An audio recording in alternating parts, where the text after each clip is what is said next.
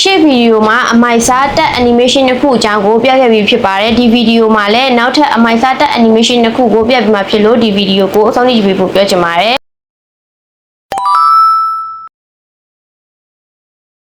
new project ကိုဝင်မယ်ပြီးလို့ရှိရင် library ထဲကနေပြီးတော့ black background တစ်ခုကိုရွေးမယ်ပြီးရင်ဒီမှာစာရိုက်မယ်ပေါ့နော် text ကိုနှိပ်မယ်ပြီးရင် add ကိုနှိပ်မယ်အဲ့ဒီ add မှာကကိုထည့်ခြင်းနဲ့စာကိုထည့်လို့ရပါတယ်လို့ရှိရင် font size ကိုရွေးမယ်ပြီးရင်ဒီရှေ့ရစာလုံးလေးနှစ်ခုကိုပဲကိုကအရောင်ပြောင်းချင်တယ်ဆိုလို့ရှိရင်ရှေ့ရနှစ်ခုကိုဆက်လက်မှတ်ပြီးလို့ရှိရင်ဒီ style ကိုနှိပ်လိုက်မယ် style ကိုနှိပ်ပြီးလို့ရှိရင်ကိုထည့်ချင်တဲ့အရောင်တစ်ခုကိုရွေးလိုက်မယ်ပေါ့နော်ဒါဆိုလို့ရှိရင်ရှေ့ရနှစ်ခုပဲအရောင်ပြောင်းသွားပြီးတော့နောက်ကဟာအရောင်မပြောင်းတော့ဘူးပေါ့နော်ပြီးအမှန်လေးကိုချစ်လိုက်မယ် export ထုတ်လိုက်မယ်ပေါ့နော် new project ကိုဝင်မယ်ပြီးလို့ရှိရင်ခုနက export ထုတ်ခဲ့တဲ့ video ကိုနှိပ်မယ်ဟုတ်ပြီပြီးရင် tag ကိုနှိပ်မယ် add tag ကိုနှိပ်မယ်ပြီးလို့ရှိရင်ဒီဒုတ်ချောင်းလေးကိုနှိပ်မယ်ပေါ့နော်ဒီဟာလေးเนาะအဲ့ဒါလေးကိုရွေးလိုက်မယ်ပြီး effect ကိုဝင်မယ်အဲ့ဒီ effect မှာကိုကြိုက်တဲ့ effect ကိုထည့်လို့ရတယ်ဒီမှာတော့ဒီ effect လေးကိုပဲရွေးလိုက်မယ်ပြီးအမှန်ကြီးလေးကိုခဏလေးချစ်လိုက်မယ်ပြီးလို့ရှိရင်ဒီ text layer ကိုထောက်မယ်ထောက်ပြီးလို့ရှိရင်ဒီဘေးမှာရှိရဲ့ basic ကိုနှိပ်မယ်ဒါကိုနည်းနည်းလေးချဲ့လိုက်မယ်ပေါ့နော်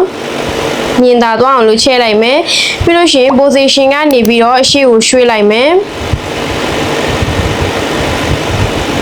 ဟုတ်ပြီဒီလောက်လေးပဲခဏထားလိုက်မယ်เนาะပြီးရင် key frame ကိုနှိပ်မယ်ပြီးလို့ရှိရင်ဒီဘက်ဘေးလေးနည်းနည်းတိုးပြီးတော့ key frame ထပ်နှိပ်မယ်အဲ့ဒီဘေးလေးမှာပဲ key frame နောက်တစ်ခါထပ်ပြီးတော့နှိပ်လိုက်မယ်ဒီဘက်နောက်ဆုံးလေးကိုသွားပြီးတော့ key frame နှိပ်မယ်အဲ့ဒီ key frame မှာတော့ဗီဒီယိုရဲ့နောက်ဆုံးထိစာရင်းရဲ့နောက်ဆုံးလေးကိုရွှေ့လိုက်မယ်ပေါ့เนาะအချောင်းလေးကိုစာရင်းရဲ့နောက်ဆုံးရွှေ့မယ်ပြီးလို့ရှိရင်အဲ့ဒီဘေးလေးမှာပဲ key frame ထပ်နှိပ်မယ်ဗီဒီယိုရဲ့နောက်ဆုံးကိုသွားပြီးတော့ basic ဆိုတဲ့ဟာကိုနှိပ်လိုက်မယ်ပြီးလို့ရှိရင်ဒီကနေပြီးတော့သေးလိုက်မယ်ပေါ့เนาะလုံးဝသေးတဲ့အထိဆွဲထားလိုက်မယ်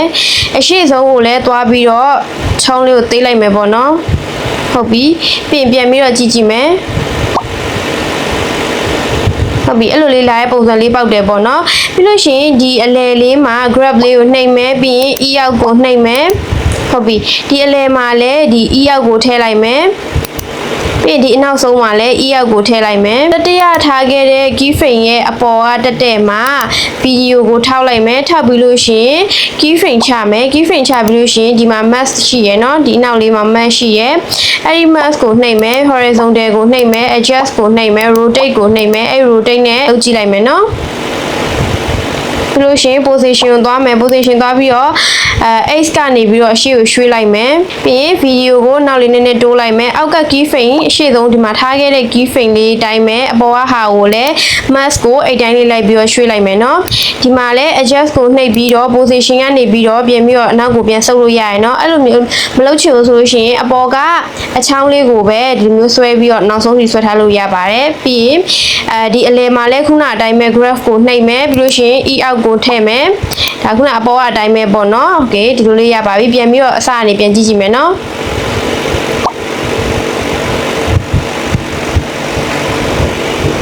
new project ကိုဝင်မယ်ပြီးရင် library ထဲကနေပြီးတော့ black background တစ်ခုကိုရွေးလိုက်မယ်ဒီမှာဆိုလို့ရှိရင် tag ကိုရွေးမယ်ပြီးလို့ရှိရင် add tag ကိုရွေးမယ် master လို့ရွေးမယ်ပေါ့နော်โอเค master လို့ရွေးမယ်ပြီးလို့ရှိရင် font size ကိုလည်းပြောင်းလိုက်မယ်ပေါ့နော်โอเคဒီမှာဆိုရင်ဒီဟာပဲထားလိုက်မယ်အမှန်ကြီးကိုချစ်မယ်ဒီဟာကိုစာရင်းလေးကိုနည်းနည်းလေးချဲ့လိုက်မယ်ချဲ့ပြီးလို့ရှိရင်ဗီဒီယိုရဲ့နောက်ဆုံးကိုစာရင်းကိုဆွဲလိုက်မယ် export ထုတ်လိုက်လို့ရှိရင်ရပါပြီ new project ကိုဝင်မယ်ပြီးလို့ရှိရင်ကိုထည့်မဲ့ဗီဒီယိုတစ်ပုဒ်ကိုထည့်မယ် add ကိုနှိပ်မယ်ပြီးရင်အောက်က over လေးကိုနှိပ်မယ် add over လေးကိုနှိပ်မယ်ခုနက export ထုတ်ခဲ့တဲ့ဗီဒီယိုရှိရမလားအဲ့ဒီဗီဒီယိုကိုထည့်လိုက်မယ်ဟုတ်ပြီဒီလေးပေါ်လာရယ်နော်ပြီးလို့ရှိရင်ဒီ layer ကိုထောက်ပြီးတော့ screen အပြည့်လေးချဲ့လိုက်မယ်အရှိဆုံးမှာ key frame ချမယ်ချပြီးလို့ရှိရင်ဒီနောက်ဆုံးပြီးခံဒီလေးမှာလည်း key frame ထည့်ချလိုက်မယ်နော်ဒီအရှိဆုံးကိုလုံးဝအကြီးဆွဲလိုက်မယ်နော်ဒီမျိုးလို့ပေါ်တယ်လို့မျိုးဆွဲလိုက်မယ်ဒီအဖြူရောင်လေးပေါ့ screen တစ်ခုလုံးမှာအဖြူရောင်လေးပြည့်နေတဲ့ပုံစံပဲထားလိုက်မယ်ဟုတ်ပြီဒါရပြီဆိုလို့ရှိရင်အောက်က split ဆိုတဲ့ဟာကိုနှိပ်မယ်နှိပ်ပြီးဒီဘက်တောင်ဆုံးဆွဲပြီးဒီ size ဆိုတဲ့ဟာကိုရွေးလိုက်မယ်နော်ရွေးပြီးရင် play လုပ်ကြည့်မယ်အခုပြလိုက်တဲ့ tab animation အကြောင်းကိုနားလည်လိမ့်မယ်လို့ထင်ပါတယ်နောက်ထပ်ဗီဒီယိုတွေကိုဆက်ကြည့်လို့ရအောင် channel လေးကို subscribe လေးနှိပ်ခဲ့ပြီးဖို့ပြောချင်ပါတယ်